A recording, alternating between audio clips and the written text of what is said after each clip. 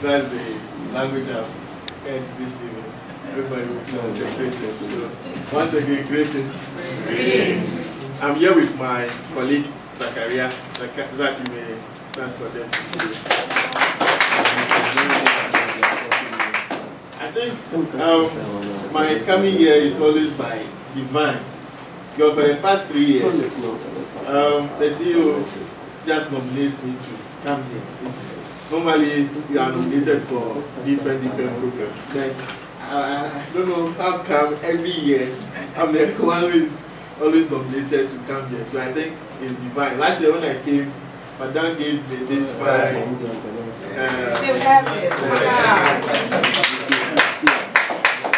And I've always kept it in my room. Every day I look at it before I come out. Thank you. Thanks very much.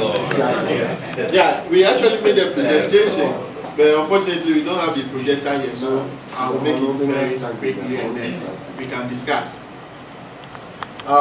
First of all, I will brief you about Ghana, where you are, what opportunities are here, the legal regimes, how you do business in Ghana, and then the incentives that are available. First of all, you are in a country where the total population is about 25 million. Yes, our GDP is about $43 billion, and we are in the lower middle income status. Now, in terms of our geography, I think we are the closest to the center of the earth. Just after Tema, if you ride a bit into the sea, about 15-minute drive, then you'll be in the center of the earth. So it's a great place to be. We are generally very friendly. We like foreigners. We are very stable. In terms of doing business, Ghana has been ranked as the best place to do business in West Africa. In terms of good governance, yes. In terms of political stability, yes. So it's always good to be here. Now, as my sister said, there are a lot of investment opportunities. I would like to take them one by one, also trying to beat the time. Maybe I'll start from agriculture, because I've realized a lot has been said about agriculture.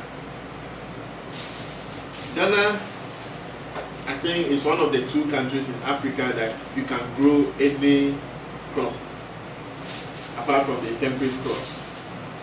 So, and our soils are so good that you just have to throw a seed into any soil and then you get it germinated. So there is so much opportunity in agricultural production. We have, we import about 350 metric tons of rice every year. That's about $5 million $500 million of rice every year. So there is huge opportunity for that. Sugar, we import about 300,000 metric tons, which is also over $2 million. So quite a lot of opportunities are there. We also have opportunities in agro-processing. We have a lot of pineapples being produced, a lot of oranges, and other horticultural crops. So all that you have to do is to make sure that you set up your plant and then get farmers to produce this for you to process. We are signatory to a lot of bilateral agreements. For example, US, we have what we call the AGWA. So you can easily export to US without paying duty. All that you have to make sure is to meet the standards. So from agriculture, let's go to energy. Our goal is to meet 5,000 megawatts of power by 2015. Yes, and it's the objective of government to make sure that at least 10% of that is coming from renewable energy. So if you are not able to produce the thermal, the hydro, the simple ones of renewable energy, where you can use either solar, wind, or even biofuel to generate energy will be acceptable. Government is ready to buy. If you use renewable energy, government will have yours as the first option before buying any thermal power. And we also have the acts that are backing it to make sure that anybody who is buying energy buys from the renewable energy that is being produced. We have tourism. As you can see, we don't have that many 5-star hotels here. But aside that, the rural areas, so we have a lot of tourist attractions. People who want to go to the waterfalls or Cancun and go and stay there. And we don't have these small chalets for people to stay. So it's an opportunity for you to also look at if you can put up some of these small structures for people to stay overnight when they go to some of these attraction areas. Aside that, the services in the tourist sector even is one opportunity. You need people to set up training centers where you can train people who manage these facilities. That's also another area that you can go into. The health sector is another area. It's growing very rapidly in Ghana.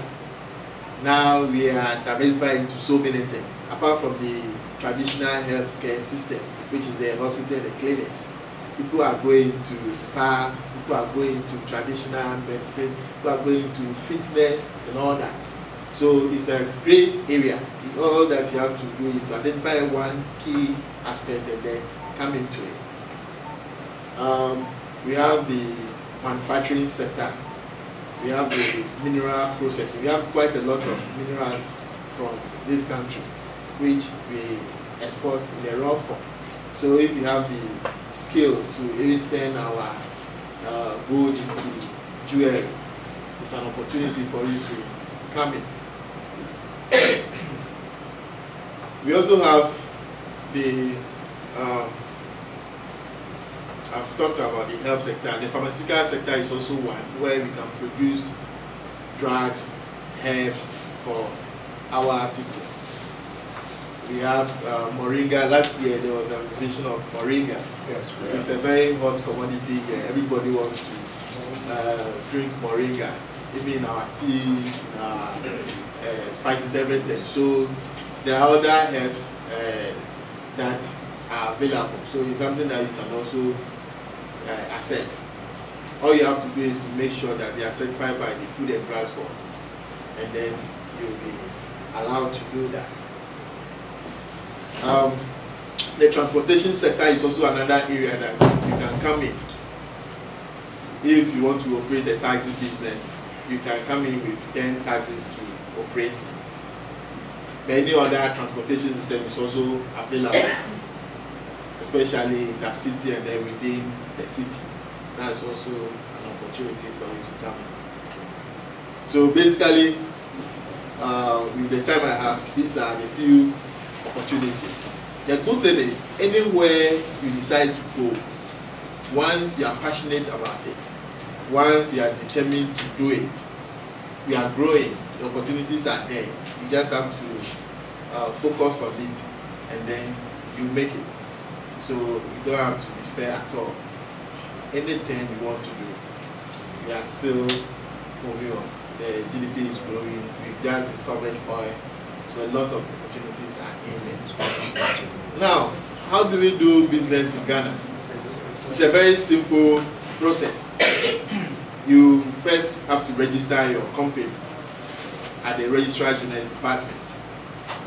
So that's the department that registers marriages, patents, and any other registration. So you go to the Registrar General's Department, you pick the form, identify what exactly you want to do, and then they will register you. Within 10 working days, they should give you all your documents. Now, you also need to meet the minimum capital requirement. By law, any foreigner who wants to do any business in Ghana must meet certain capital requirements.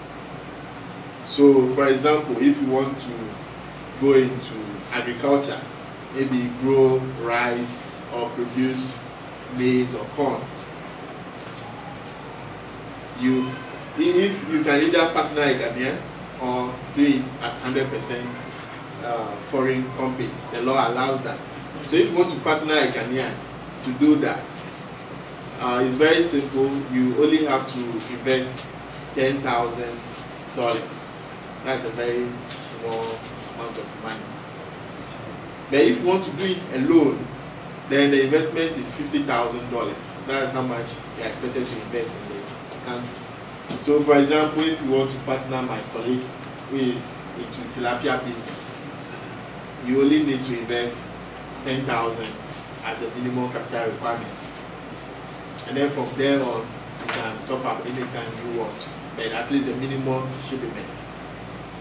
If you are trading, right, maybe you are buying goods from US to come and sell here, by our law, there are certain areas that are reserved for Ghanaians.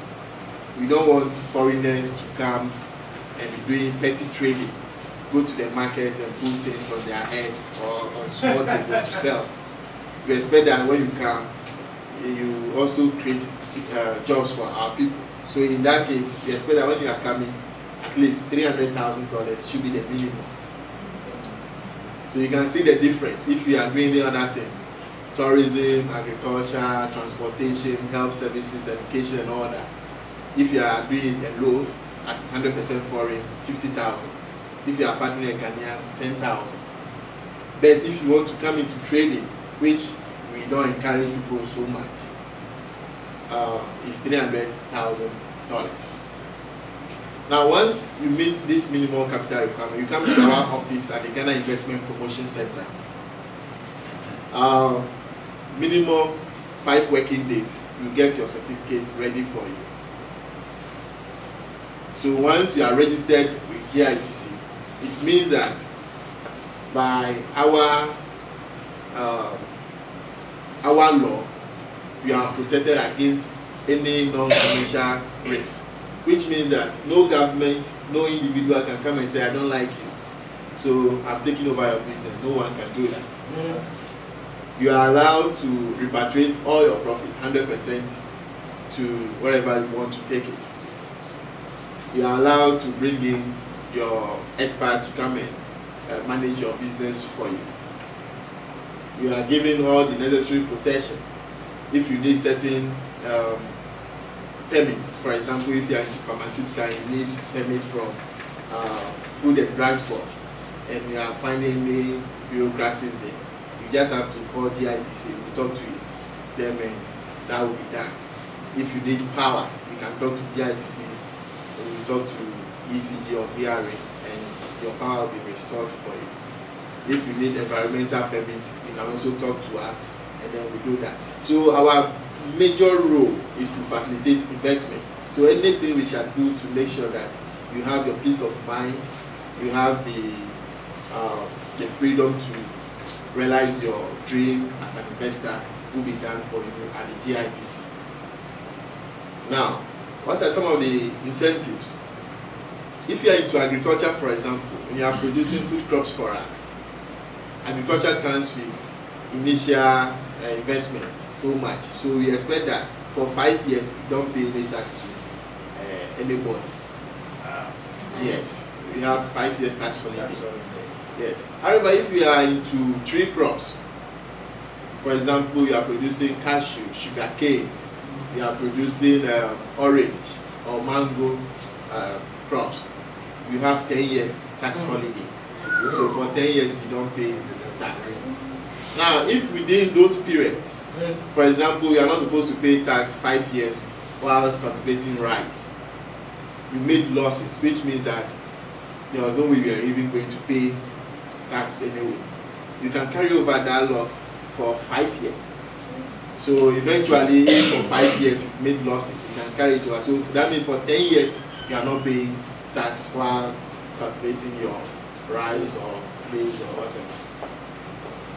Now, when you are bringing your capital or core machinery, for example, if you are processing a fruit juice or any fruit at all, the core processing machines, they come in duty-free, you don't pay tax on them. So if you are bringing your mixers, your processors, your crashes and all that, you don't pay duty on them. If you are into tourism, maybe you've set up a small restaurant somewhere to be supporting our tourist industry. Those little machinery like your air conditioning, your spoons, your tables, all those things that you may import, if you can't get them locally, you don't pay duty on them. So our law is so flexible. The most important thing is you don't have to try solving every problem on your own.